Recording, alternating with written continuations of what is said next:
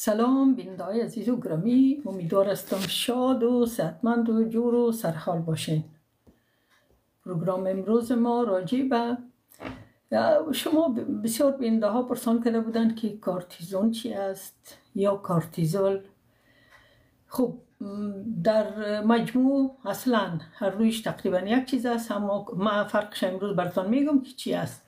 کورتیزون همو دوا هست یا هیدرو کورتیزون برش میگن، یک دوای کورتیکو استروئید است که برای کاهش التهاب و دردها استفاده میشه و این انواع مختلف داره، یعنی به اشکال مختلف درست میشه که مثل تابلت است، تابلت کورتیزون است، کریم های کورتیزون است و همچنان پیچکاری آمپولش است که او را اکثرا میگه که من مثلا شانیم سال هاست که درد میکنه، باز به او دکتر برش 15 20 یا 15 پیچکاری کورتیزون تزریق میکنه که امو التهابات یا سوزش ها یا درد ها را کم کنه. این فقط دوایی است که ما استفاده میکنیم به شکل یا گفتیم چربکن که کریم است و یا هم تابلتایش میخورن و این نمی است و این کاربردش است که گفتیم که التهابات کاهش میده، دردها را کم میسازه و همچنان کسایی که بعض وقت در فصل ها الرژی دارن یا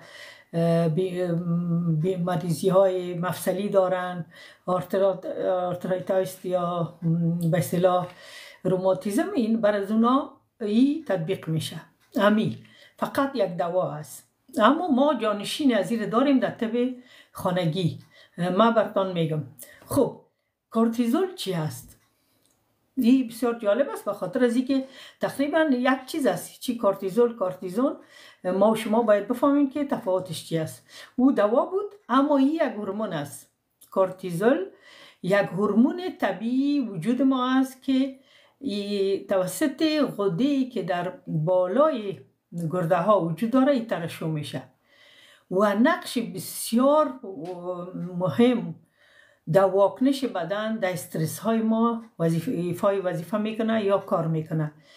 خب این هورمون به بدن کمک میکنه که در شرایط استرس، یک وضعیت مختلفه ما و شما با اون مقابله میکنیم، در او هست وقت ای تولید شوه، ترشح شوه و ای تنظیم میکنه چیره خلق و خو و انگیزه و ترس که ما داریم برای هوشداری از ای به اصطلاح به بدن مقاومت میته که با اونا مقابله کنه. اما بعض وقتی که استرس ها به حد نهاییش میرسه، انسان ها نمیتونه او را کنترل کنه. ای چون استرس است، وقتی گفتیم که در چی وقتی ترشح میشه؟ در وقتی که ما استرس داریم، تشویش داریم، میخواه با او مقابله کنه، ای تولید میشه. خب وقت استراب، ترس، ای ترشح شده میره و وقتی که ای ترشح شد چی است؟ بالا بودن کورتیزول یک مشکل بسیار جدی را به بار میاره و او مشکلات میشه در وجود بسیار بسیار خطرناک باشه. مثلا اگر گفتم که شما استرس هایی داشته باشین، تشویش هایی داشته باشین، ترس هایی داشته باشین یا مشکلاتی که داشته باشین پورا حل نمیتونین، این به اصطلاح مافوق غده بالای گرده ای را کورتیزول ترشح کرده میره، در او صورت اختلالات در وجود به میان میایه. این میتونه بالای سیستم هاضمه، بالای سیستم ایمنی و حتی ترشح گوارش کم کنه، فشار خون بالا ببره، تولید به اصطلاح استرس، به اصطلاح دیابت، اکثرا مریضی های قلبی، سکته های مغزی، خود اکثر مریضی ها از بالا بودن کورتیزول است. پس کوشش کنین که خب خداوند با ما و شما یک وجود داده که در حالت نرمال این کورتیزول به حد تولید میشه که ما و شما را خوشخوی و خوشخلق و بسیار به اصطلاح خوب، یعنی حالت خوب داشته باشیم. اما حالت زیادش باز چی میشه؟ حتی باعث تشویش های میشه که ما و شما میتونیم او به اصطلاح با مریضی های بسیار خطرناک که نمیتونیم با زور خود ما جلوش بگیریم مبدل میشه و ایره باید مدیریت کنیم. خوب میگه تحقیقات نشان داده به سطح بالا کورتیزول وقتی که به سطح بالا ترشح شود به اصطلاح به خون، به فشار خون، خطر ابتلا به فشار خون، بالا بردن مریضی های قلبی، شکر نوع دوم، پوکی استخوان و سایر مریضی های مزمن میشه. باعث کمبود انرژی، مشکل در خواب. کورتیزول بالا در دراز مدت با هورمون های خواب تداخل میکنه و در نتیجه کیفیت و طول خواب بالایش تاثیر منفی میگذاره. مشکل میشه در تمرکز. ما و شما تمرکز کردن نمیتونیم، همه چیز فراموش میکنیم و اختلال سیستم ایمنی است. انسان یگانه حیوانی است. ببخشید من میگم کلمه حیوان استفاده میکنم به خاطر از اینکه یگانه حیوانی است که وقتی که تشویش سراغش میایه سیستم ایمنیش دفعتاً قطع میشه، یعنی کاملا قطع میشه. این حال کسی که تشویش داره، استرس داره، ترس داره، استراب داره، این سیستم ایمنیش قطع است، یعنی کورتیزول به حد تولید شده که این قطع کرده دیگه. پس اکثر ما با تشویش ها میگه که 1000 مرض با وجود ما میاره، راستی هم هزارها مرض میشه در جان ما. پس در او اساس لطفاً استرس ها و تشویش ها را کم کنین و کوشش کنین که کورتیزول پایین بیارین. و کورتیزول پایین آوردنش چی است؟ برین با دوستا، با فامیل بشینین. چقدر خوب اینال شما میگین که ما فامیل نداریم. فامیل ما این مشکل کل ما داریم. کلگی کسایی که در اروپا آمدن، در کشورهای غربی آمدن، همشون بدبختانه شاید نان و آرامش و دیگه چیزها داشته باشیم، اما اینمی چیزهای بسیار عمده زندگی را نداریم. او چی است؟ روابط بسیار صمیمانه با دوستا. براین بگردین، تفریح کنین، آب بنوشین، به اصطلاح سپورت برین تا امی احساس تنهایی نکنین. استرس در وقت سر انسان بسیار غلبه میکنه که زیادتر تنها شود. خود تنها نگذارین، روابطتان بسیار وسیع بسازین، با هر کس رفت آمد کنین، با هر کس بخندین و یکی از بهترین راه پایین آوردن کورتیزول امی است. و دیگه فشار خونتان همیشه به اصطلاح معاینه کنین که بالا نباشه. از دوستا و عزیزایتان احوال بگیرین، صحبت کنین با اونا. سبک زندگیتان ساده بسازین. ساده چی است؟ یعنی همیشه چرت نزنین من چی ندارم، چی دارم، چی است که فلانی کم است، فلانی زیاد. لطفاً با اون چیزی که دارین قناعت کنین و شکر کنین. کوشش کنین چای وقتی که بسیار تشویش دارین یک چای سبز ایلدار بنوشین، با او یک چاکلیت تلخ بگیرین بخورین و این میتونه بسیار کاهش بیا. و از غلات استفاده کنین. غلات به اصطلاح در روزانه غذاهای متعادل نظیر پروبیوتیک بخورین. و این باز دیگه چیزهایی هست که ما براتون میگم که بسیار ساده است، میتونین خودتان در خانه جور کنین و این میشه که حتی جای کورتیزون بگیره. کورتیزون یا کورتیزول، گفتیم کورتیزول در بدن ما تولید میشه و او کورتیزونی که فقط نامایش هم تقریبا هیچ فکر نکنین که و او دوایی است که بر ما و شما تطبیق میشه و او ساختگی است و این در وجود خود ما خداوند هورمون را تولید کرده که همو ما و شما را، خوی ما را متعادل نگاه کنه.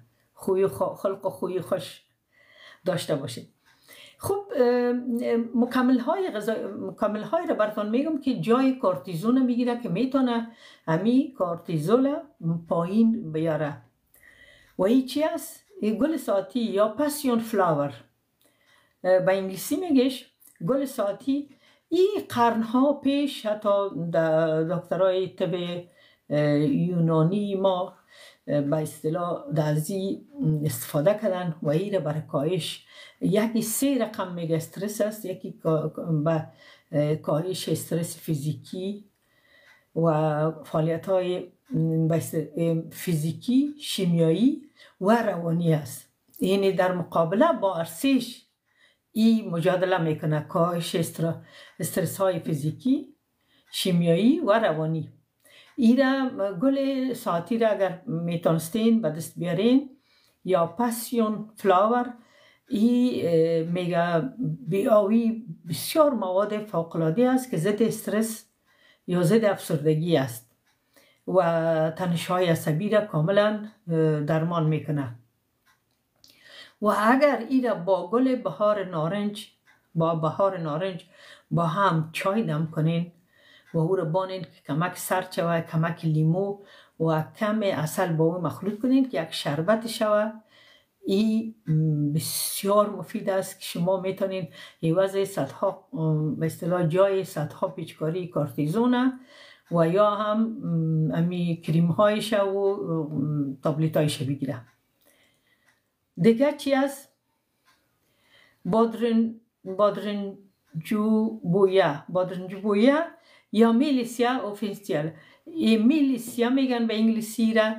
این یکی از گیاهایی است که بسیار کاربرد داره و آرامش بخش است و این را میتونین که این هم بسیار میگه که برای بهبود کیفیت خواب موثر است، کاهش اضطراب، تنظیم ضربان قلب و این را میتونین قبل از خواب یک چای دم کنین از این گل و بنوشین. آهسته آهسته هم کیفیت خوابتان خوب میشه و هم استرس و تشویش و همو به اصطلاح ضربان قلبتان کاهش پیدا میکنه و عصبانیتتان فرو میریزه یا به اصطلاح فشارش پایین میشه.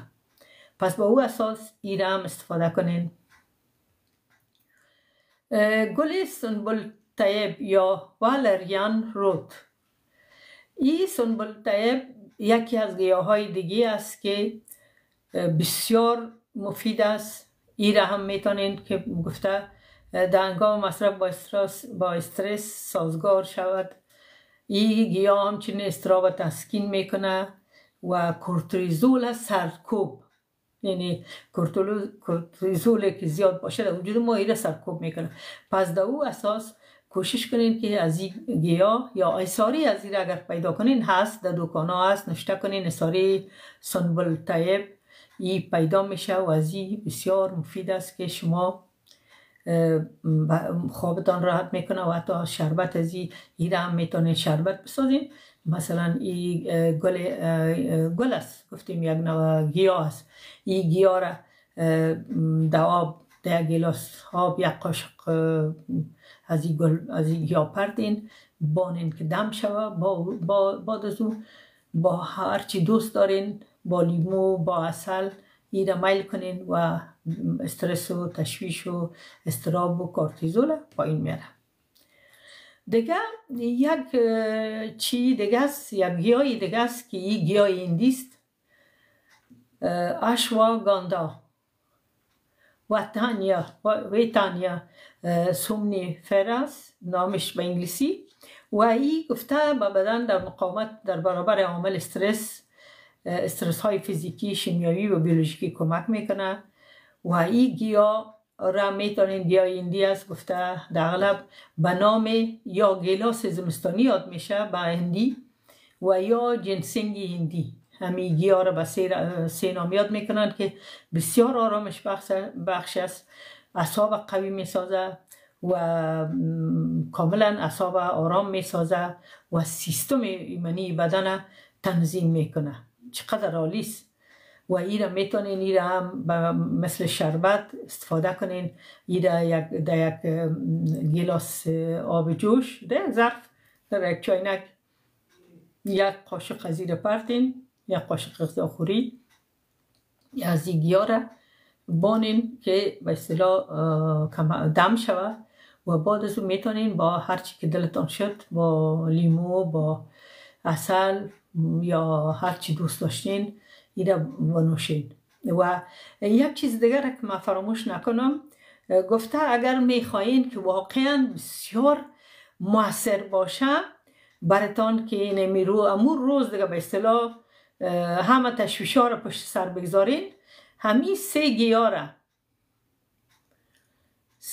را با هم یک جا گل ساعتی را با بهار نارنج، با سنبل طیب و با اسخودوس یا لوند یک جای کنین. هر سهش یک قاشق چای خوری یک جای کنین.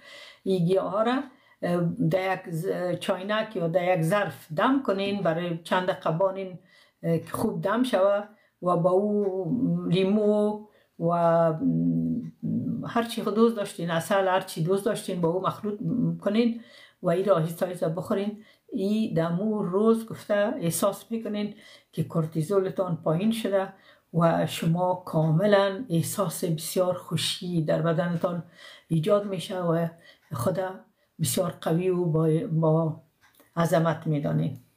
خب این بود امی تفاوت کورتیزون و کورتیزول امروز. ببینیم دوستا چی میگن.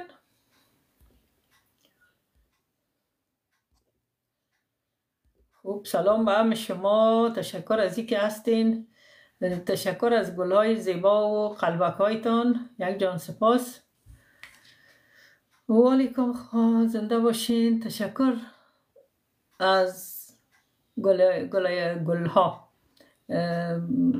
سلام و علیکم سلام، چی حال دارین؟ تشکر. یک سوال بفرمایین، سوالتان بکنین اگر هستین. ما متوجه شدم سوالتان نشته میکنم. بله چاکلیت تلخ، با چاکلیت تلخی که امو نشته 75% یا خب از اگر 90% بیافین هنوز بهتر است. مگر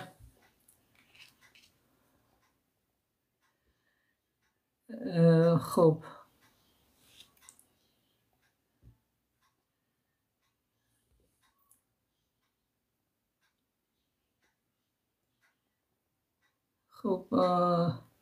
تشکر از لطف جان سپاس از شما. خداوند شما را سربلند بداره. همیشه کسایی که به صحتمندی و همیشه مرد تشویق میکنین جانتان جور صحتمند باشین. کسایی هم که خداوند برای حق همه را هدایت کنه، انسان‌های بی خوب نمیگیم. خوش و آرام و با سعادت باشین. انشالله باز تا پروگرام بعد. خداحافظ.